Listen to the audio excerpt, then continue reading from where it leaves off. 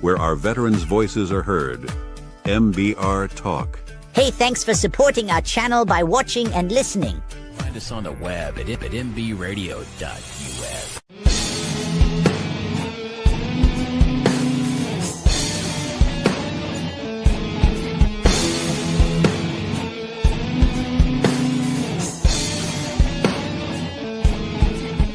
Hi, my name is Daryl, and I'm a veteran.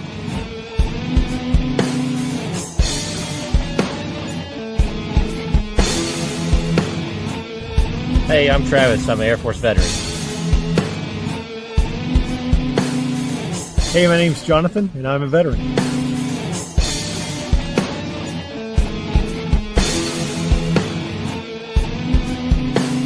Hi, my name's Ashley, and I'm a veteran.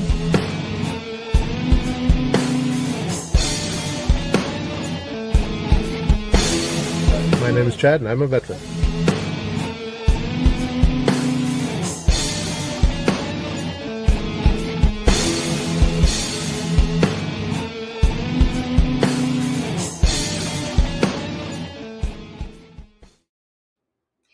Well, good evening, everybody. Welcome to Conversations with a Vet. My name is Carolee, and I'm your host this evening. I have a great guest waiting in the wings, and he will be joining here momentarily. I do hope everybody has a wonderful holiday weekend and is very safe coming up with the 4th of July and enjoying each other's company and remembering what it's all about.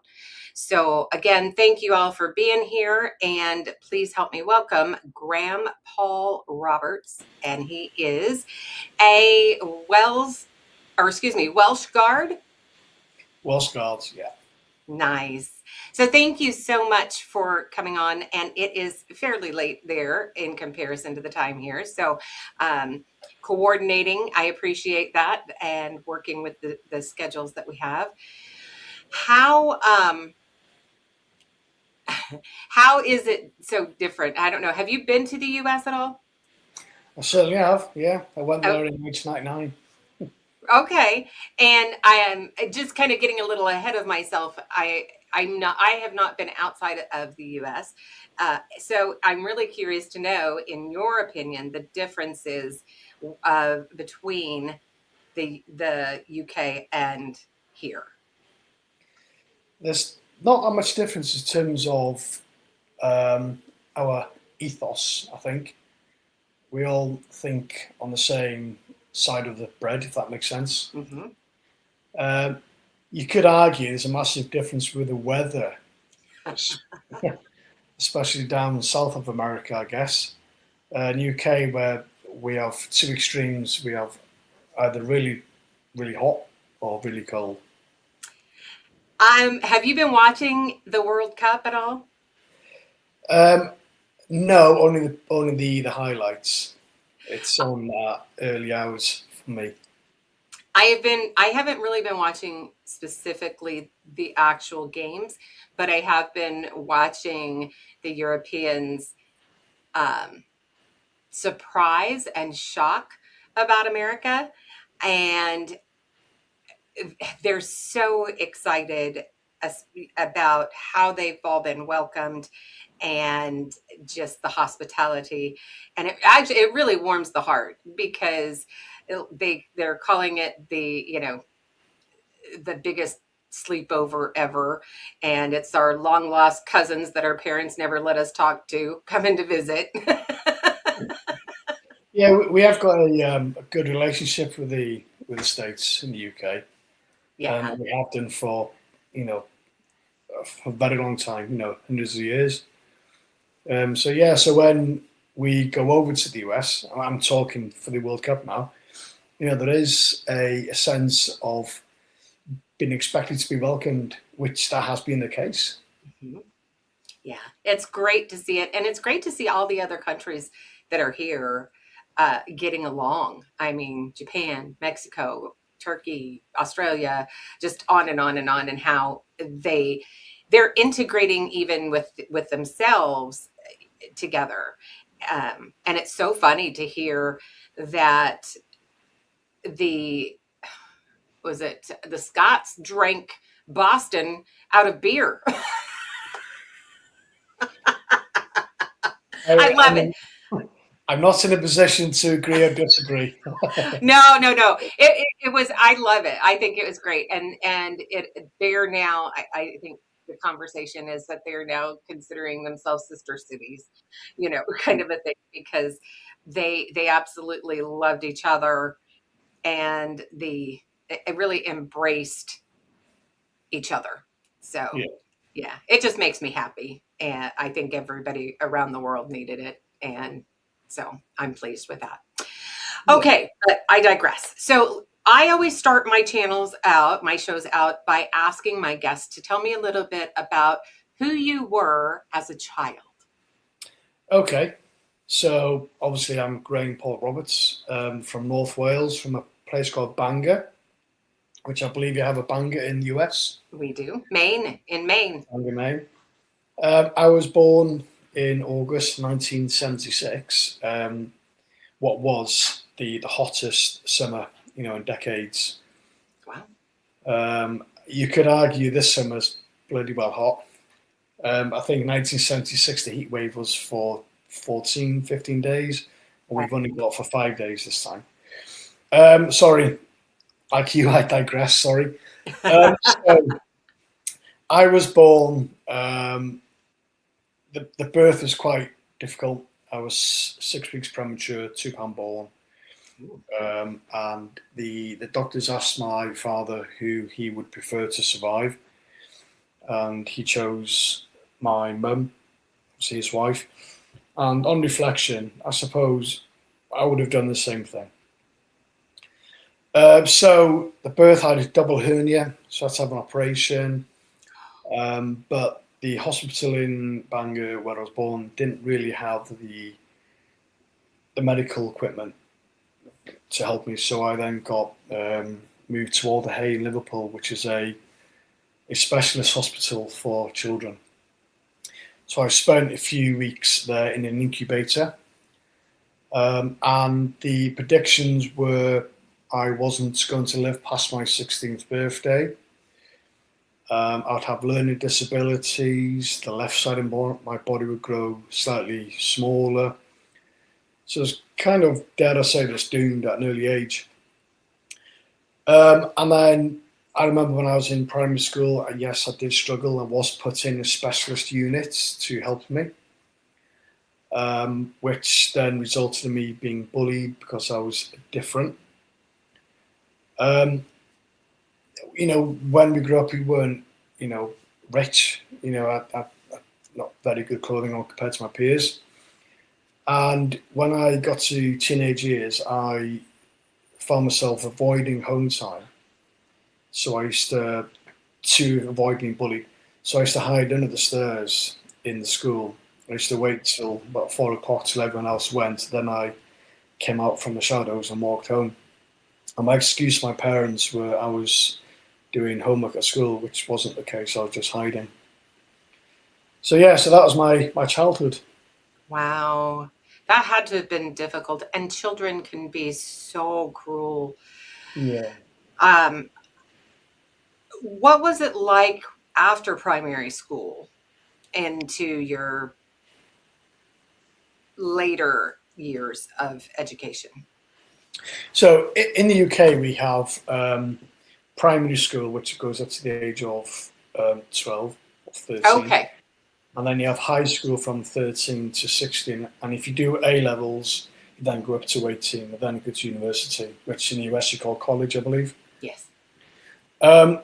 So, yeah, my secondary, high school, again, I was in a specialist unit. My results, as much as I'm ashamed to say this, were very poor. So in the UK, in Wales, you get grade A star for the top, and all the way down to G. I'd use, I didn't even have a grade. Whereas in England, it's level 1 down to level 8, I believe. So I left school with nothing. My kind of personality was I was kind of shy. avoided social events because I was scared of getting bullied. So it's a bit of a shadow, to be honest, and I kept myself in my own little cocoon. At what point in, and I'm not familiar with the UK's role as far as the military goes. Are you required to do so many years of military service, or is it a voluntary system similar to the United States? Yes, it's, you know, I mean, in the 1960s, 70s, you did not conscription, but you were required to do 2 years in the military. Now it's not. So in the UK, I'm talking about the army, we have the reserve forces and we have the regular forces. So you are required to do 4 years as a minimum if you decide to get out. So in basic training, which I'll discuss shortly, you can leave up to a certain point, but once you get past that threshold, so to speak, you have to do your 4 years, unless, of course, you get medically discharged, or if you're a naughty boy or girl. Right. Okay. So you already knew you had to join the military. Yeah. So when I left school, and I knew at that point that I'd gone past my 16th birthday. So I had a last, follow-up appointment in Alderhay, Liverpool, the hospital, to kind of discharge me, and they were absolutely pleased. My mum frog marched me into the hospital I was born in Bangor, kind of showed me off, and the medical staff there were very pleased. So as much as my confidence was quite low in my teenage years, knowing that I've overcome, dare I say this, my first barrier, I then said to myself, okay, this is not going to be your stop, you can keep going. So I decided to apply to college to be a vehicle engineer. I didn't have GCSEs. I'm not quite sure how I got a place. I did. I qualified. I then became a mechanic. This is where I then started to explore the military. So we had an old guy working with us. He was in the Second World War, and this was 1993, may I add, and he was talking about his time in Europe, and that kind of lit the spark for me. I was like, okay, I wouldn't mind doing a bit of this. I've overcome my problems as a child. I'm a little bit more confident. I'm alive. I became a qualified mechanic. I then started to ask myself, could you do more? So I then decided to join the military.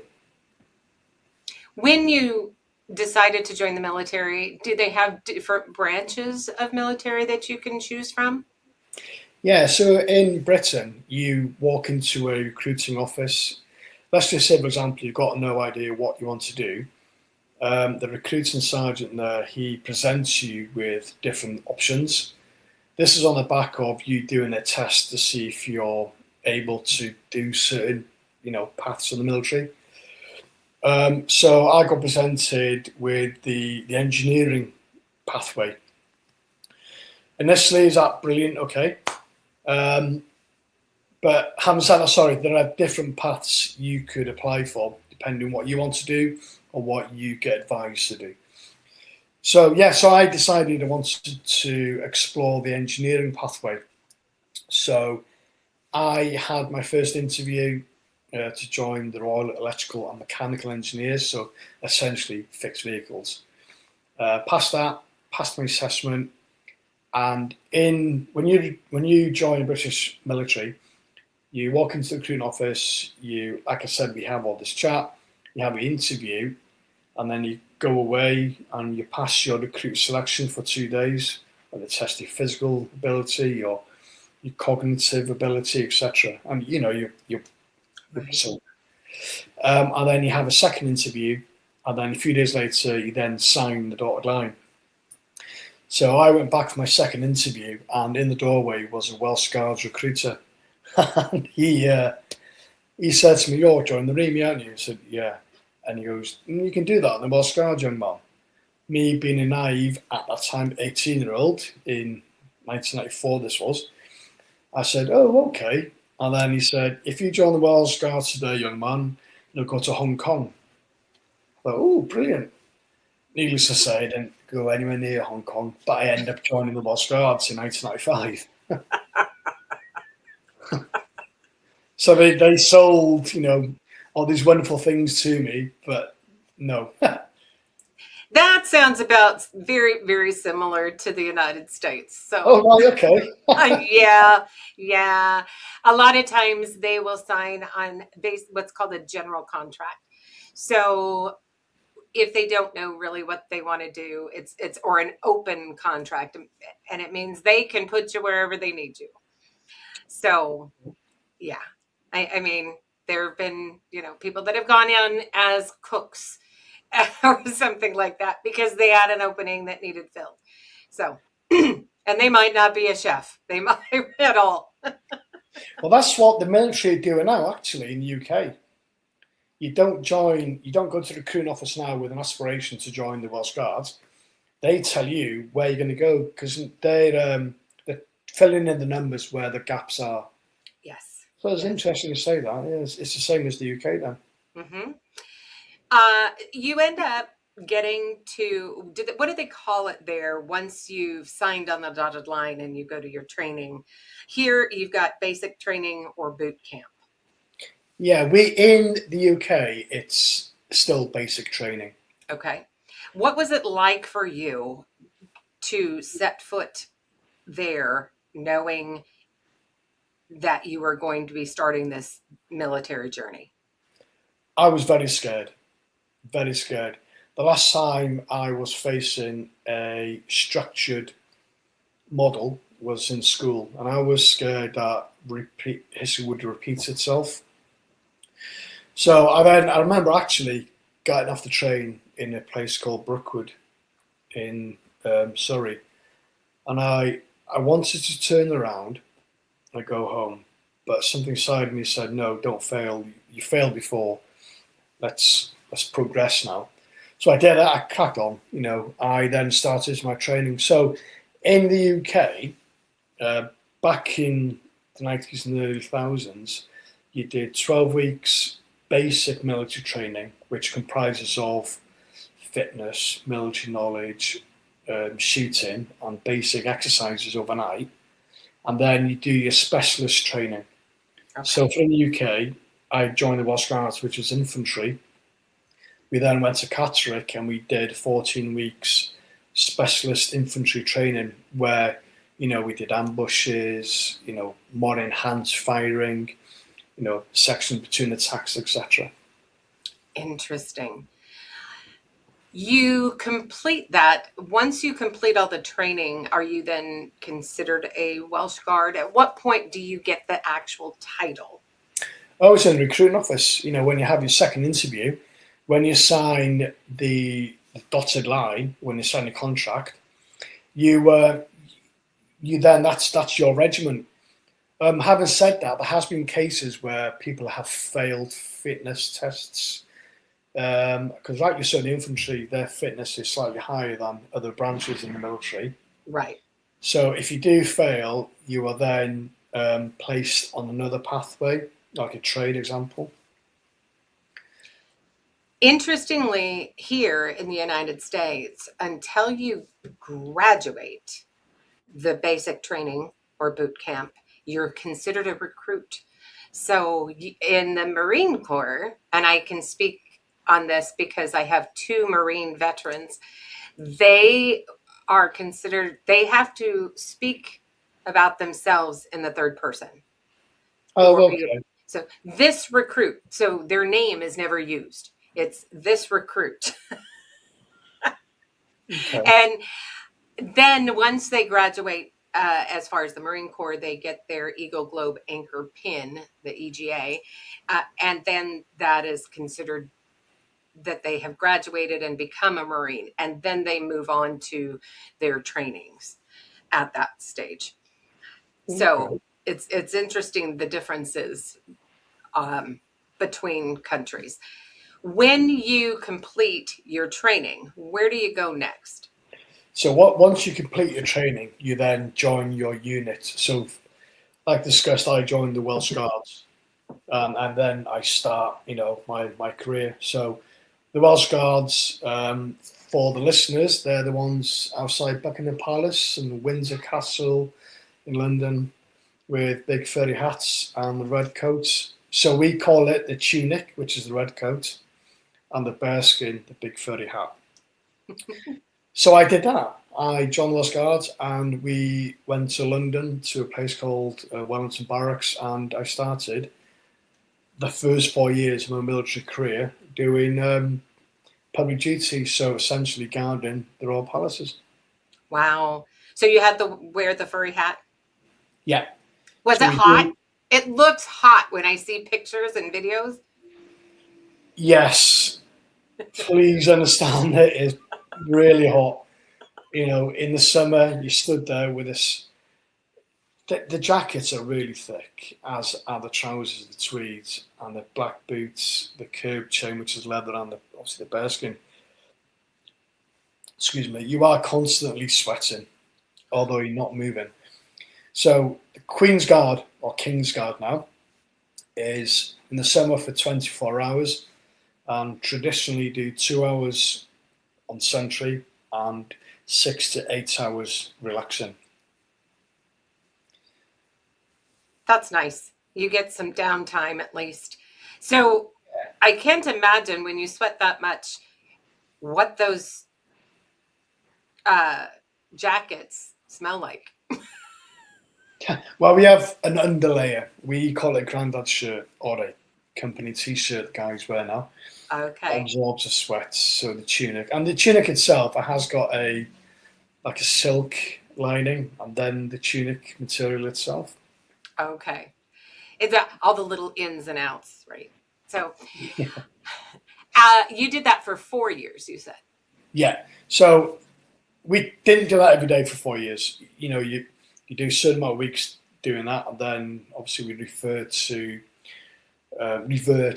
infantry training. And interestingly, in 1999, we went to America, to Fort Lewis. Okay. We went there for 6 weeks, and I, coming naive, I thought it was going to be quite warm, but this is Washington State, and it was quite cold and wet. But I have to say, coming from a young boy from Bangor, North Wales, which is really small, going to clubs and pubs in Seattle, wow, it was amazing. And yeah, it rains a lot there. So was that similar weather? Yeah, I mean, Washington State, I think it's pretty much identical to the UK, actually. Yeah, I think so. Interesting. What was your initial thought when you stepped off the flight in Washington State? What was your thoughts about the United States? I loved it. I mean, there's always been a kindred relationship between the UK and the US. Yes. So I didn't get off the plane thinking I wouldn't be welcomed. Not at all. It's the same for US guys. We've got Lakenheath here. We have numerous US Air Force stations here. Yes. We always welcome each other, either UK to US or US to UK. Which is wonderful. Yeah, it's nice to celebrate that relationship, actually. Yes. When you were here for how long in Washington State? 6 weeks, sorry. 6 weeks. And then from there, where did you go? So we went back to the UK, did more Queen's Guards, and we did another exercise in Canada this time, in Edmonton. So whereas the training we did in America was quite intense, so we tested us in the cold conditions, we did loads of river crossings, a lot of training in the woods. We also did some training in America in a place called Tacoma. Washington, yes. Yeah, which is quite deserty, actually. A stark difference between Fort Lewis. Yeah. So yeah, sorry. So Canada, we did training similar to we did in Tacoma, which is sandy, but replicating a desert environment. Mhm. Yes, we did train in Canada, then we went back to the UK, and I then got selected for promotion to a Lance Corporal. Nice. Was it something that you were expected to receive in your mind soon? Did you know it was coming? No, not at all. Again, over this period of time from 1995 to this was now 1999, I was building confidence in me, my ability, and what I could achieve in the future. And being selected for promotion, it really did. It was brilliant. Nice. Congratulations. Yeah, that had to give you a good morale boost. Yeah, it did. The course itself didn't. It was bloody hard. And rightly so, you're going to be commanding the soldiers in operations and on peacetime. So the training has to be difficult. But I enjoyed it. That's when I started to learn that I really did enjoy pushing myself to my limit. Nice. And that echoed, for years down the line as well. So once I finished that promotion course, I got promoted to Lance Corporal. So in the UK, you've got, for example, the guards, we have guardsmen, then Lance Corporal. So yeah, I got promoted. We went back to Canada actually to do training on mechanised vehicles. So in the UK, we had a vehicle called Saxon. So it's an armoured vehicle, but on wheels rather than track. So we did training with that. Go back to the UK. A couple of years later, I then got selected for another promotion. Wow. Yeah, so I was really pleased. So I then went to a place called Brecon. It's a place in Wales, but in the infantry we refer to it as Brecon. This is where you do your infantry leadership training, which is quite intense. So you learn how to command troops on exercise and operations, and you also learn how to deliver lessons on weapon systems. Okay. So yeah, that was 6 months. Did that in the summer of 2021, so 2021. Got promoted to Land Sergeant, so I was then in charge of 8 soldiers in the section. Then went to Northern Ireland. And what was that like for you? Nice. It was okay. It's quite. I mean, for the US, I think for the listeners, it's quite strange. Imagine being on an operational tour in your hometown. That's what it feels like. Everyone's driving on the same road. The vehicle license plates are very similar. Everyone speaks the same language. The shops are the same. It's quite a weird feeling. Because you're not home. Yeah, but you're not home, but you're home, if Right. that makes sense. Yes, it does. You're not physically in your home area, but it still has all the similarities of home. Yeah. So Northern Ireland is part of the United Kingdom. So we were on operations in the United Kingdom. Nice. It's a weird concept. And how long was that for? 6 months. So when in the UK, when we do operational tours, they're roughly 6 months. Okay. All right. So I did that. I then got selected to go to Pirbright, where I did my basic training as a recruit instructor. So I spent 2 years teaching the next generations of soldiers.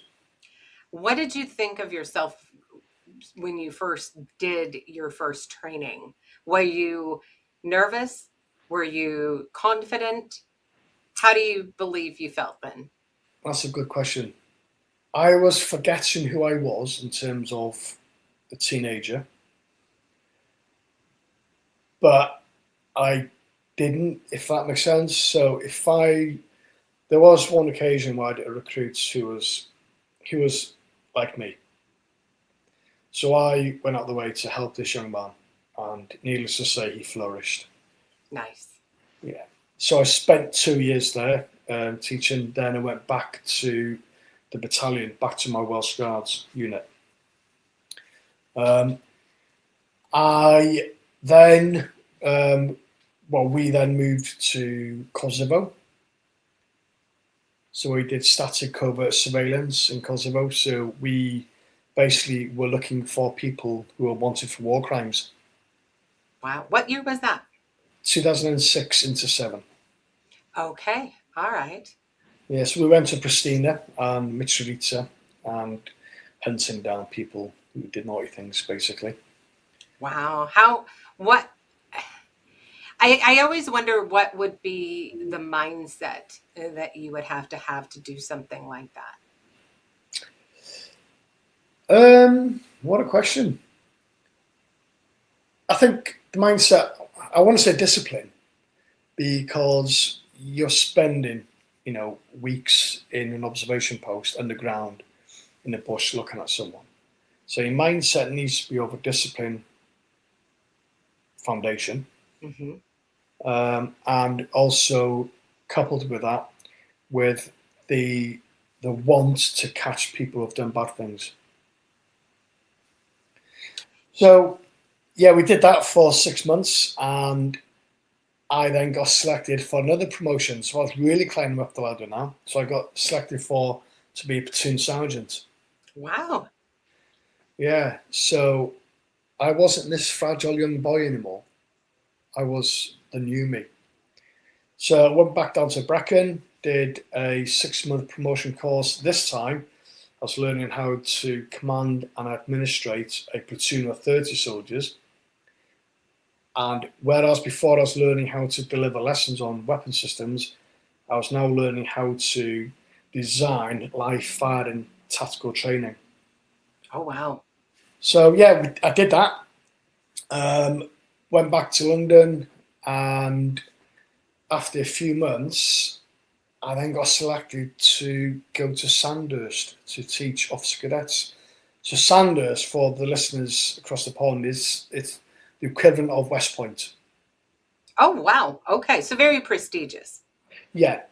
So I went to Sandhurst after being promoted again to colour sergeant. So this is one down from my warrant officer. So I spent 2 years in Sandhurst. And even to today, that was probably the best 2 years of my military career. It was fantastic. I loved it. Oh, nice. Yeah. I then went back to my unit, picked up the post of the logistics senior NCO in the company. I didn't like it. I was a soldier, I was in Sandhurst teaching, and then went back to my unit to be a storeman, essentially. It is part of the career progression pathway. You have to do that. But I just didn't like it. But, as we say, we soldiered on, we cracked on. And then went to Kenya to do training. And this is where things started to turn. Where in the UK, when you go through from blank firing to live firing, you do certain amount of checks and documents get signed to make sure that there's no live ammunition at all. Because if there's live ammunition used during a blank firing, it could be catastrophic. Correct. During this time, the company was signed off, and they all went forward to do blank firing. And this is where I found live ammunition on one of the guys' webbing. Oh. Yeah, so I found a belt of LMG rounds, which is mini rounds, and a live grenade. So I had two choices. Yeah, so I had two choices. Do I say, look, I found this, which would have resulted in the company's name being embarrassed, and those signing documents, potentially would have been in trouble? Or do I dispose of it quietly? I decided the latter, so I decided to ask one of the young soldiers to drive into the desert, dig a hole, bury it, and that's it. No one needs to know. You could argue it was a moment of madness. That young guardsman who I tasked to do the task got caught. Oh, no. Yeah, so I seen an officer approach my company commander, and I knew in my gut that's what they're discussing. So I decided to do the moral right thing approach conversation. So I think this conversation is about me. It's my fault. I told that young lad what to do. So I then got reduced in rank to a sergeant. But what hurt me the most at this point, the company commander said to me, "This is a bloody shame because you were penciled in to be the regimental sergeant major. That's gone now." And that really hurt. So yeah, I got reduced in rank to a sergeant, got back to the UK. So at this time I decided I could either let this be to me and just fall to the ground, or get my head above high, head up and crack on. I decided to do that. So I cracked on. I got re-promoted within a few months back up to colour sergeant. So that really did help me. And then we went to Afghanistan in 2012. Wow. You know, it takes a big person to be able to, one, admit their mistakes, but two, actually own it and be able to continue to move forward despite having that hanging in the back of their mind. Yeah, and do you know what, Caroline? We all make mistakes. We're all human. Yes. And having the moral compass pointing in the right direction makes a person a good human. Agreed. So the commanding officer recognised that. He understood my rationale behind it. So like I said, got re-promoted, went to Afghanistan. And yeah, we went to Helmand province. And yeah, we did 6 months tour of duty there. During that time, one of my young guardsmen, one of my subordinates. So where we were, we lived in the green zone, and we had to dispose of our own human waste ourselves. We had to burn it. So I tasked one of these young guardsmen to dispose of the human waste that we collated over 24 hours. And I specifically said to him to use the black jerry can, which was diesel, not petrol. He obviously paid lip service to that, and he decided to use the petrol. So we went to the burns pit. You know, we're talking 50 degrees heat. Opened up the jerry can. The fumes caught light with the already ignite fire. He then went up in, you know. Oh no. Yeah. Yeah, catastrophic. His eyelids were down, his fingernails were all off. So in the UK, we refer to the American medics as the MERT team. So they've got a Chinook helicopter, they land. They're very quick. I absolutely, hand on my heart, say the MERT teams in Afghanistan that belong to the US, but absolutely outstanding. Absolutely brilliant. So they Kazivac these young guardsmen to Bastion. He stayed there for a few days, then he went obviously back to the UK. So I was very annoyed with myself. But thing being a leader, although things aren't generally your fault at times, you still have this moral feeling that, God, it's one of mine, that's my fault. Although it's not, but that's just what the human brain does. Yeah, you're the one that ultimately the fault lies on, on you as the leader, right? But in the same sense, you can't be at every place every moment of the day. No, you can't. But we went back to the UK, and the combination of that, of Kenya, I decided to leave the military. So I left the Welsh Guards after 20 years, and then I went down the route of close protection. And that is? Bodyguard. Okay, all right. So I went to a place called Hereford, and I did my close protection training, which had a distinction. I then picked up a job in Iraq, in a place called Basra in South Iraq. Okay. So I did bodyguarding for 2 years. I was promoted to a project manager in that time, where I was looking after 100 people plus countless vehicles. But for me, I was back to being that logistics manager. It just wasn't me. So this was 2015, and I won't reference the company's name, but everyone was talking about this company, a really professional, high echelon company that were doing the top end jobs, across the world. So I decided to apply because I just wasn't feeling myself at doing this job in Iraq. So I sent an email, CV, etc., and I got invited to a Skype interview, which I was on leave at the time. And behind me was a picture of Sandhurst, me and Sandhurst.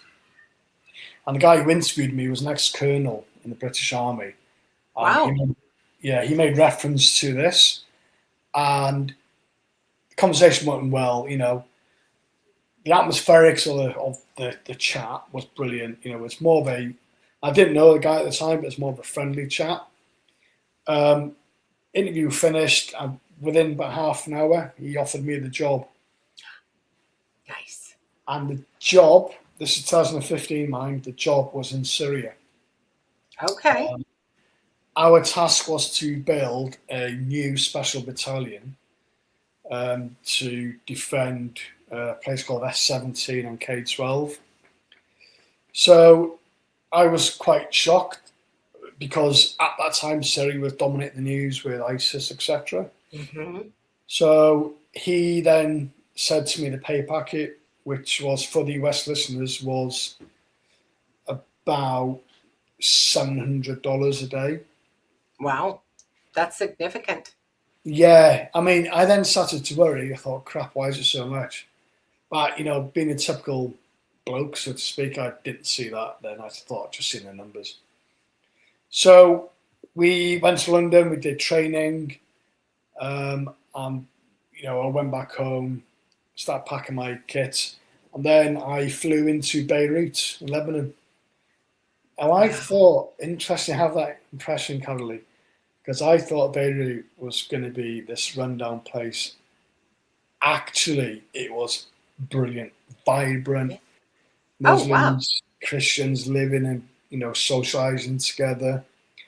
And even to today, 2026, is by far the best night out I've ever had in my life. Wow, that's saying a lot. Yeah, Beirut it's absolutely vibrant. It's so friendly. It's just there's Porsches, driving around. There's Ferrari garages, Range Rover garages. There's 3 different malls there. It was fantastic.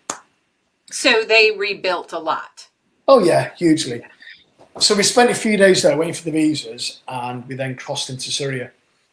And again, I thought Syria was going to be this 1980s suppressed Soviet-style country.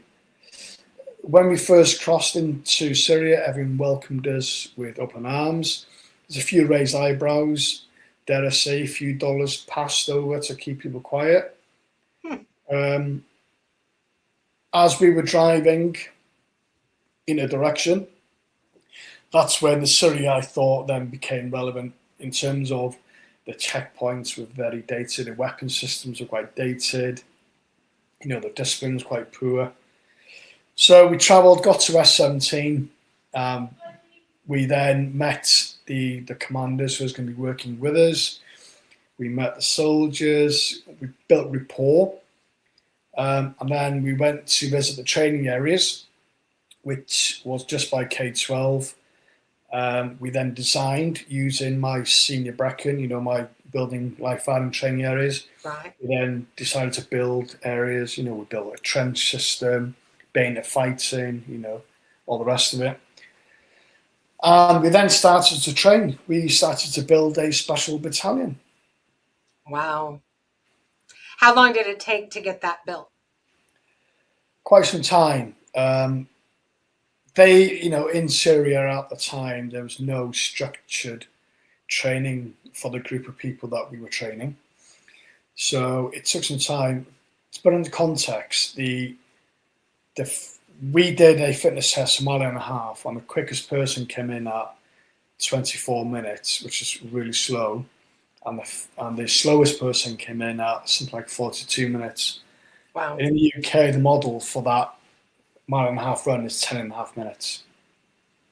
So yeah, we then had to alter the program to, to put into place what they already have. Right. So we started to build and train. The training was going absolutely fantastic. The guys that we were training grew confidently, physically, with the knowledge as well.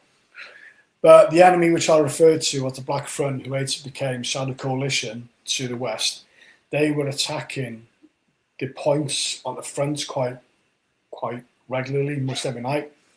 So we had a place called OP1, OP2, which is two separate OPs, and they were getting attacked every night. So our job was to mentor a special battalion, but alongside that, our job was to make sure that the area that we were in charge of, dare I say, we were making sure that they were safe, So I wanted to determine where the enemy were coming from.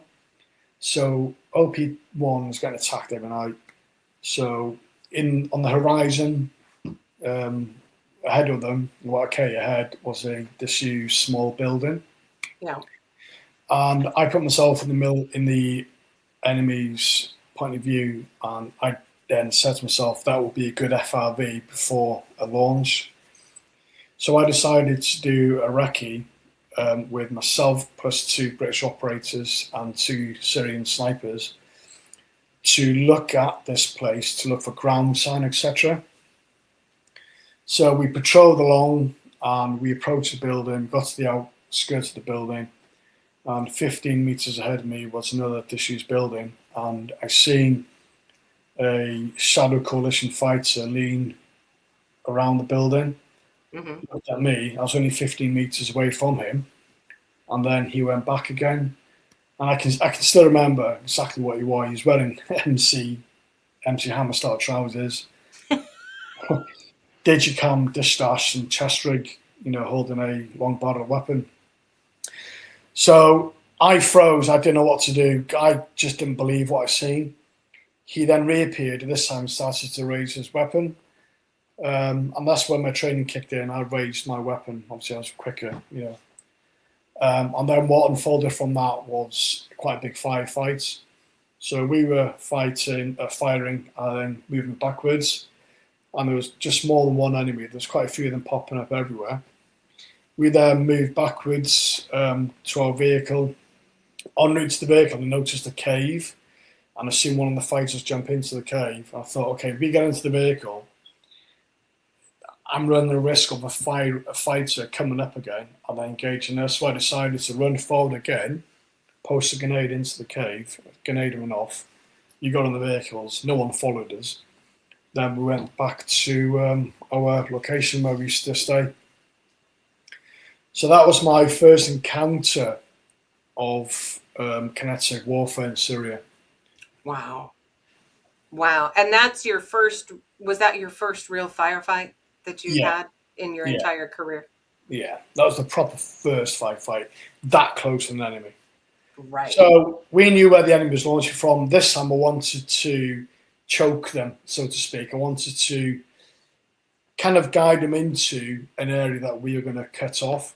So I went down to the bottom of an olive grove in the re-entry.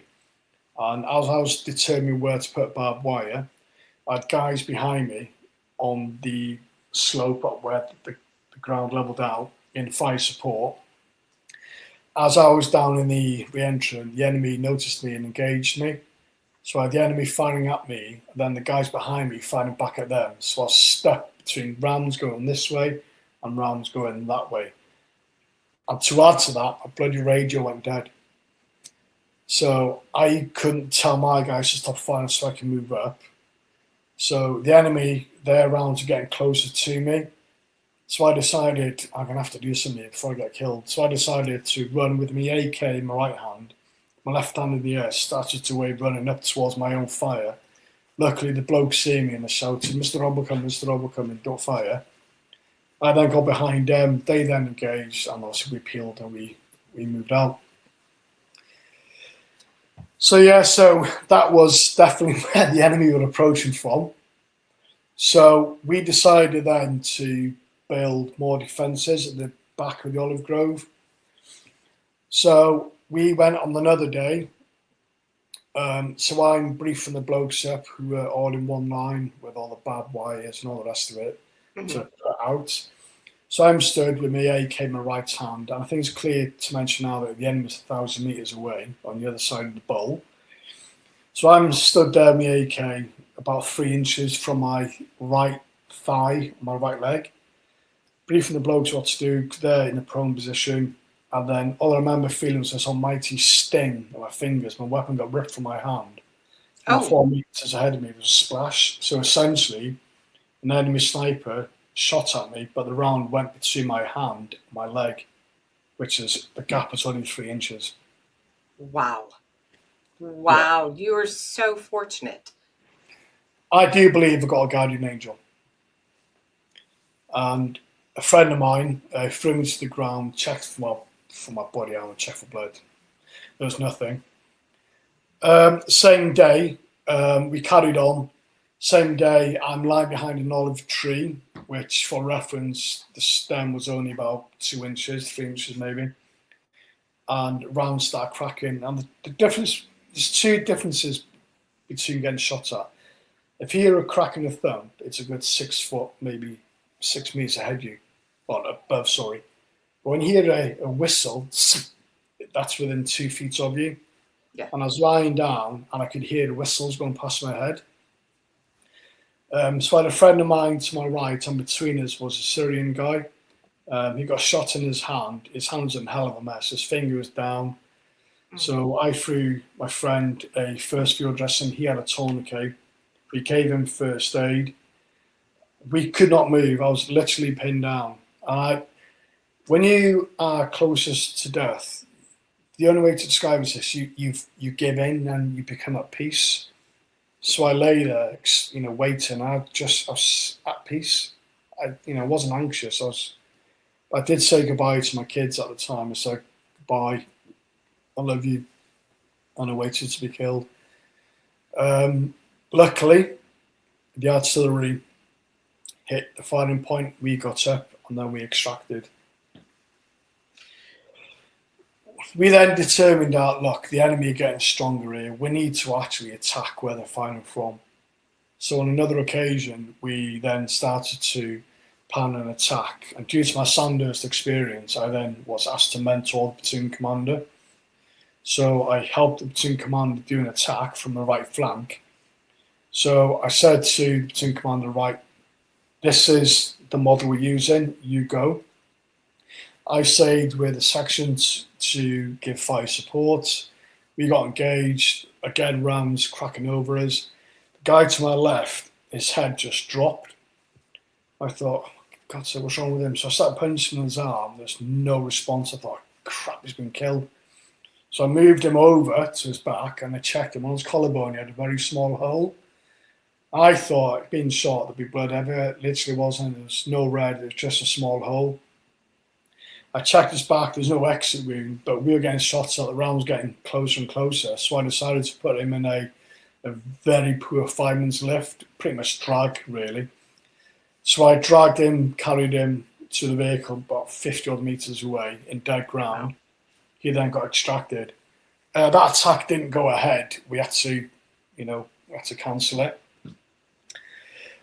I was then getting paranoid that I was getting shot at all the time. So did my boss. So I decided to step back because I knew in my gut, I'm getting close to being killed here. So I decided to take a step back.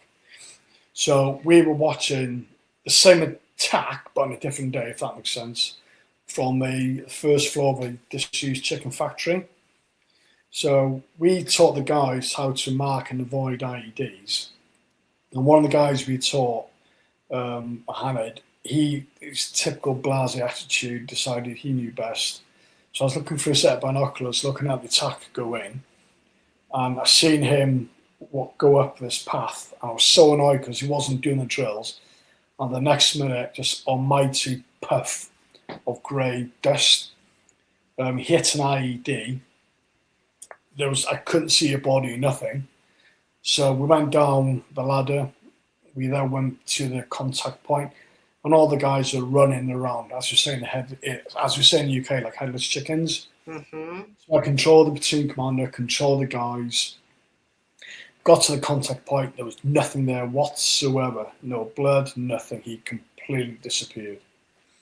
As we say in the UK, probably the same in the US, he went up in pink mist. Right. And within 10 minutes, there's a mighty crack and thump went over our head. And it wasn't just a small round, this was a heavy round. And we learned within minutes that one of the guys went up the same ladder we were going down, and he got hit with a Duska round, 12.7mm, and he literally got cut in half. Oh my. Yeah, so we again had to control the lads. It was just carnage. So yeah, so that was the West. And during all this time, my wife decided to leave me. Oh no. So yeah, so I was constantly getting shots at. I lost my marriage. So things started to get a bit dark. So I went on leave, and when we used to go on leave through Beirut, we used to get drunk quite a bit. That's just to numb, Right. what we were experiencing.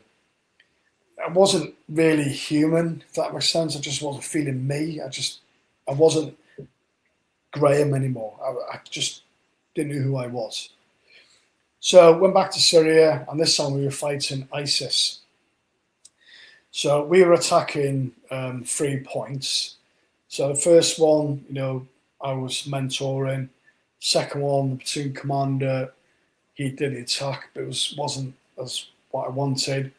So myself and the boss decided to mentor on the third position. ISIS seen us, they engaged me and my boss. We clearly looked different, so we were then hunted by them.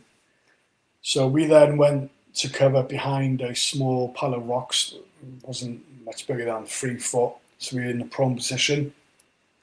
The rounds were splashing against the rock. We couldn't move, we were completely stuck there. Wow. So we had fire support engaged. Myself and my boss, we then moved back into cover. The attack went in. The attack finished.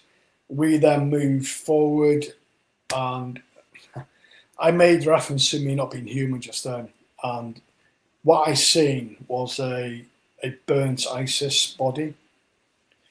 So I damaged Angaremi with my right boot. I squashed his head. Oh no. Yeah. Like I said, I wasn't human, Caroline. Yeah. I damaged anger, and I felt like an animal. I just wasn't me. So I did that. We then extracted, and then our vehicle was engaged with mortar rounds. They missed, obviously. But I went on leave, and my vehicle got hit with a mortar round, and the guy who sat in it, his head got blown off with shrapnel. But on that leave, my sister then passed away with cancer.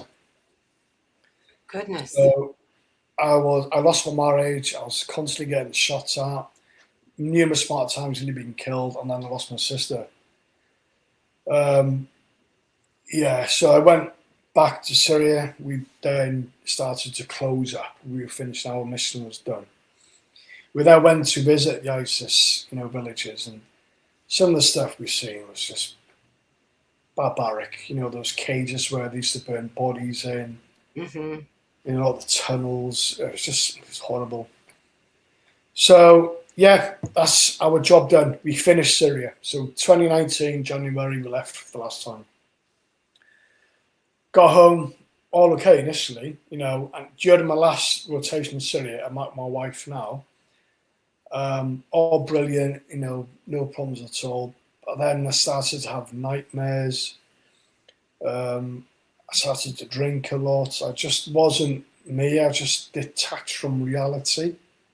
Right. I was still in the state of, I was in war. And then my mother passed away with cancer. Honestly. You couldn't catch a break. No, I was knackered. I was drinking more. I was taking cocodamol to help me sleep at night time.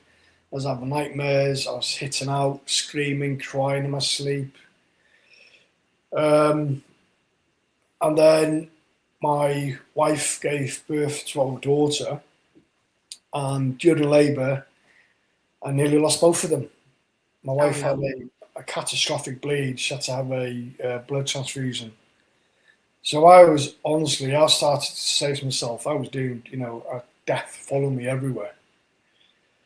I really couldn't take it anymore, really couldn't. And then I started to see this face in every room I was in. I made reference to it in my book, which I'll discuss later, but it was a long, creamish face, sunken in eyes with piercing eyeballs, with sharp teeth. Most of the time, it was just grinning at me. When I was at my lowest, it was laughing at me. When I was contemplating ending things, it was screaming at me. Every room in my classroom. And at one point, when me and my wife were on disagreement in the kitchen, the face appeared on her face. So I was haunted by this demon. During this time, my son decided to go camping with his mates, which is cool. But he lied to me about the location. I checked the Snapchat. So I went to a set of woods to try and find him, which was his Snapchat location. And he wasn't there. But who was there was that guy who shot in Syria. And he was leaning around the tree, looking at me. I didn't fight. I didn't fly. I literally I was stuck to the ground. I couldn't move. I didn't feel my own body. I didn't feel me. I actually seen the person I seen in Syria. Like, was he really, really there? Right, he was there. That person was there. Like, physically there. It wasn't something that you were having some kind of a mental break at that moment? It was a mental breakdown. I was hallucinating. Okay. Ooh. So that person, it wasn't a real person. It was ivy falling from a tree. So I started to see things. I was hearing things. I had this demon in my head screaming, laughing at me, smiling at me. I was drinking. I was on painkillers. I was arguments. I was being arrested. I was absolutely going downhill. And that's when I decided I couldn't take it anymore. So I then planned my own death. So I planned to hang myself. I told my wife my intentions, and then she said, you need help. So I then reached out to a company called Veterans Wales, who are part of the National Health Service in Wales, in the UK. So I seen a therapist. After a few times, being a typical man, I said, yo, sorted and fixed, off I go. Oh my God. Big mistake. I should have kept engaging. I absolutely went 10 times worse.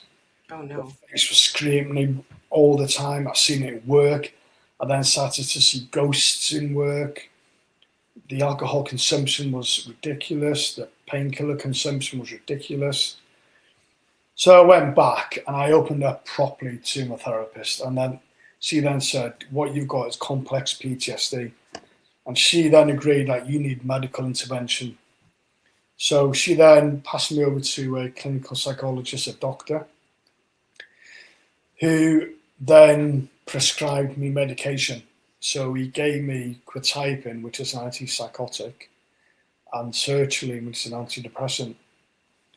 Me being a typical man, blasé, nah, I'm not taking medication, nah. So I kept it in my bedside drawer. I said to my wife, I'm not doing it. I was getting worse and worse and worse, screaming constantly. I just wasn't me. I then said, I can't do this anymore. I either do the worst thing, but I'll be leaving behind my children and let them down, or do I do the right thing, take the medication, and just have the courage to go for it and accept the help that was given to me. I started to take the medication, and the face started to not laugh at me, scream at me, or grin. It was just looking at me. I then started to kind of disappear. First of all, it started to gain distance from me. Then the medication then gave me confidence that actually, yeah, things can get better, and it did. I then started to get a lot better. Amongst all this, I was working as a additional learning needs or special education needs teacher. I then started to feel me again. I was engaging with life more effectively. So the moral of the story, medication does help. It really does. So I'm still on that medication now. I'm not ready to come off just yet because I'm still in the recovery stage at the minute. During this whole recovery and treatment, I was taught numerous amount of skills, and one of the best skills I was ever taught was with trauma, you always revisit scenarios, but you always put yourself in that scenario. What I started to do was that trauma was happening, but I was viewing it from a viewer's point of view. So imagine you're in the cinema watching a film. Right. The film on the screen is the traumatic event, and I was in the seat eating popcorn, drinking Pepsi, watching it, and that helped me emotionally detach from that situation. And that then started to help my brain kind of readjust as well. And one of the things I did, well, it was very dangerous what I did. I then decided to revisit every single traumatic event in my life. Wow. And use that model to emotionally detach. It worked. And also what I did with that was to, rather than just keep things in my mind, I decided to box things off in a book. So I decided to, and my wife's, she's absolutely brilliant for suggesting this. She said, write down everything on paper because it's you're psychologically moving it from your mind, so to speak, to a physical paper. Yes. So during that journey of writing things down, I decided I can make a book out of this. And then as I was writing the book, I thought, okay, I can change the language of the book slightly to help other people. So I decided to help other people who have experienced traumatic events, not just military, every walks of life. Mm-hmm. You could be a civilian, you could still experience trauma.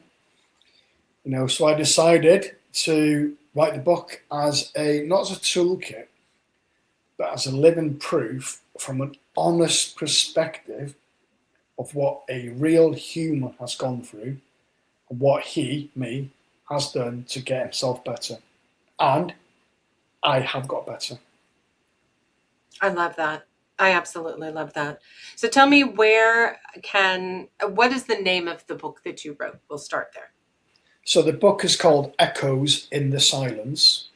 Okay. And let me see, is it out there on Amazon? It's on pre-order for Kindle on Amazon.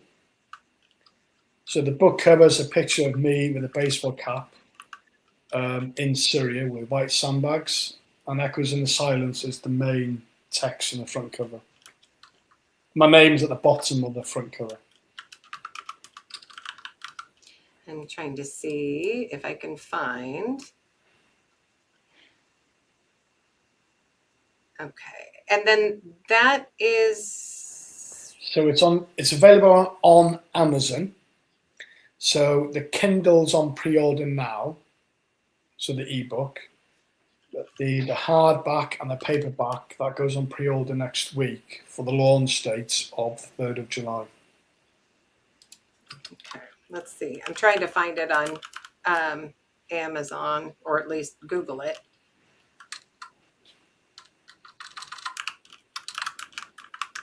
It is on Amazon. The Kindle version is definitely on Amazon now.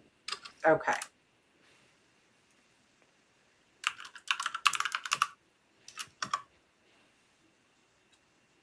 There we go. Okay, so let me go ahead and get this shared so everybody can see it.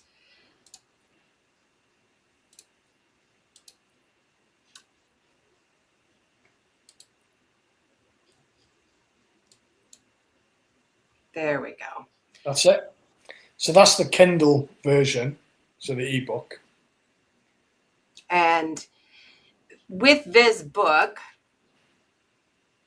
what happens when the war ends, but the battle inside continues.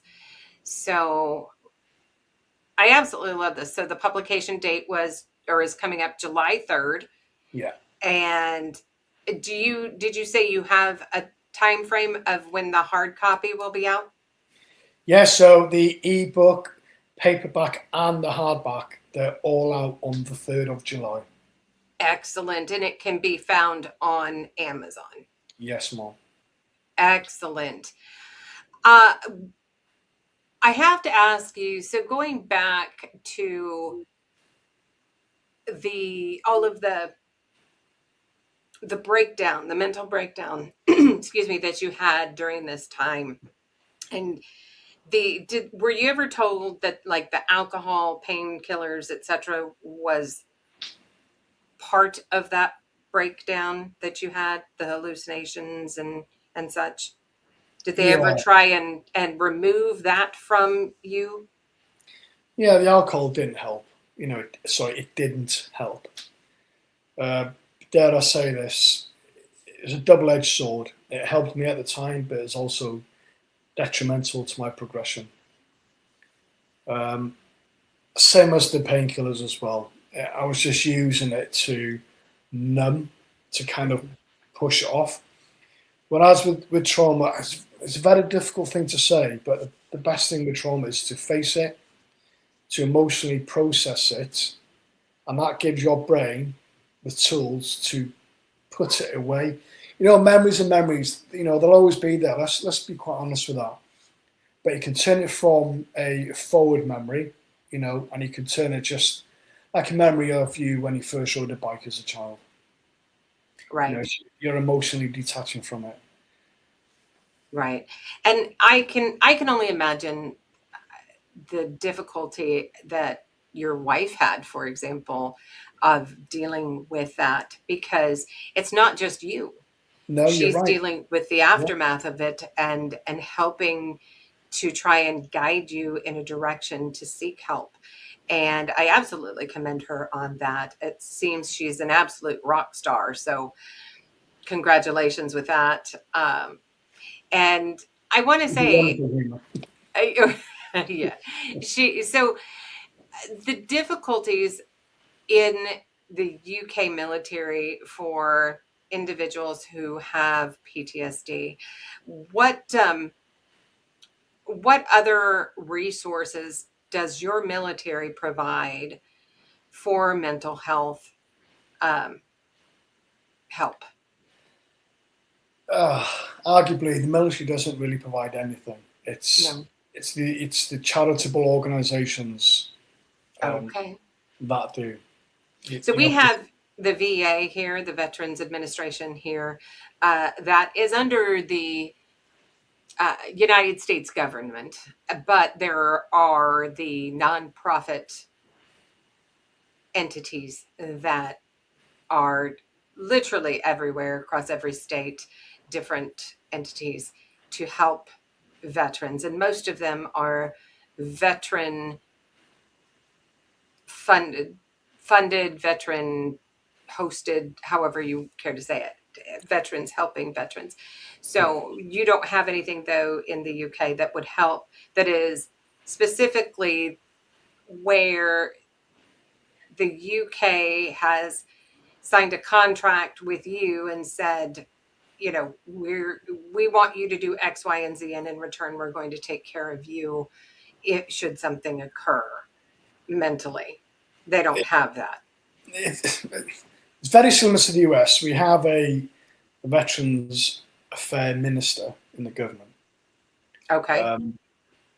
I speak on behalf of most veterans.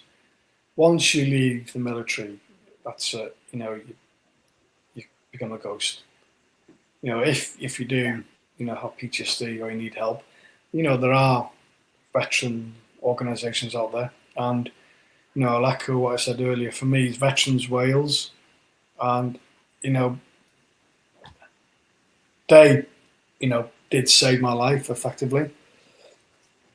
But going back to what you're saying about wives or husbands, I think if you're a veteran male or female, and you are struggling, please don't underestimate, the secondary trauma that your partner is having. No, you're telling them all these stories, and of course, like a human brain, they're going to picture those. So I think any veteran's partner who has help, you deserve a huge pat on the back. You're one of the reasons why that person's alive. And for me, my wife, she is, as you say, a rock star, and she is, I say to her all the time, you're the reason why I'm here. And our daughter, I will say her name, Theodora, and in Greek it means a gift from God. Love that. And I've told her, countless times, you're one of the reasons why I'm here.